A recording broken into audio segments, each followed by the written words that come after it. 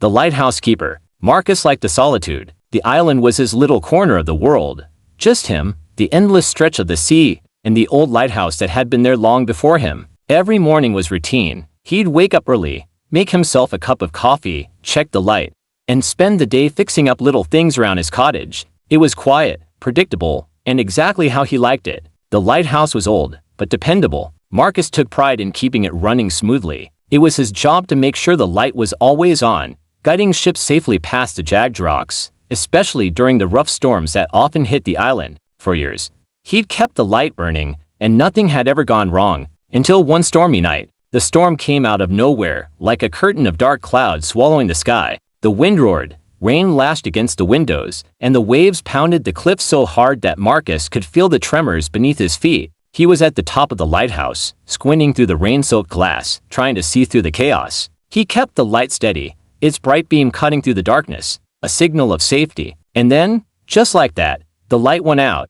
Marcus felt a jolt of panic. He ran down the spiraling stairs, his boots echoing off the metal steps. When he reached the bottom, he checked the generator, fiddled with the wires, and flipped switches, but nothing worked. The light just wouldn't come back on. For the first time, he felt helpless, standing there in the dark, with the storm raging around him. Then he heard it, a loud, crunching crash, followed by the distant, hollow sound of metal twisting and breaking. Marcus knew that sound. A ship had hit the rocks. Grabbing his coat and flashlight, he sprinted out into the storm, barely able to see through the blinding rain. He scrambled down the rocky path to the shore, slipping and stumbling, but he didn't stop. The storm roared around him, but all he could think about was the ship and the people on board. When he finally made it to the beach, he could see the faint outline of a vessel smashed against the rocks, its hull splintered and broken. Marcus's heart pounded. He shone his flashlight round, looking for any signs of life. "Hello," he shouted, but his voice was swallowed by the wind.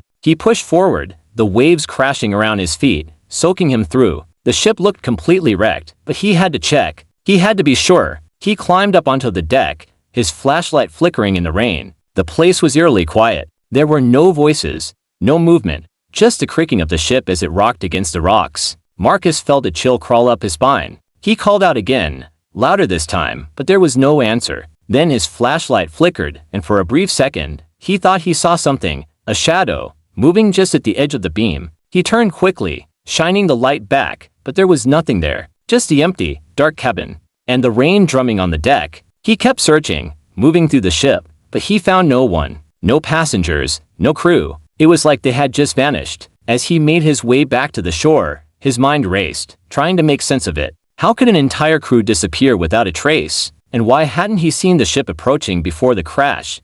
Back at the lighthouse, Marcus tried to radio for help, but the storm had knocked out all communication. He was completely cut off. Frustrated, he sat by the window, staring out at the wreck. There had to be an explanation, but he was too tired and cold to think straight. He barely slept that night.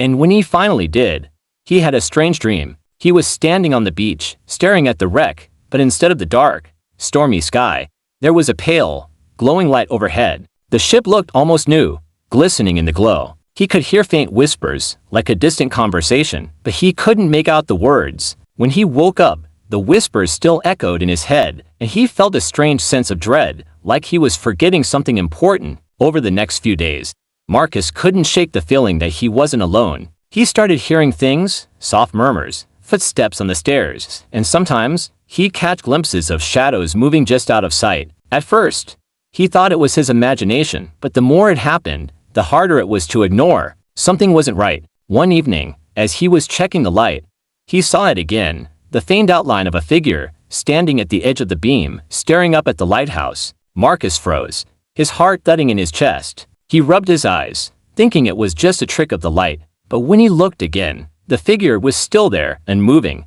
Gathering his courage, he grabbed his flashlight and headed down, determined to confront whatever was out there. But when he reached the spot where he'd seen the figure, there was no one there, just the crashing waves and the wind howling through the dark. Then, as he turned to head back, he heard a voice, faint, but clear, like it was right next to him. "Help us." Marcus spun around, shining his light in every direction, but there was no one there. His hands were shaking. He didn't understand what was happening, but he knew one thing.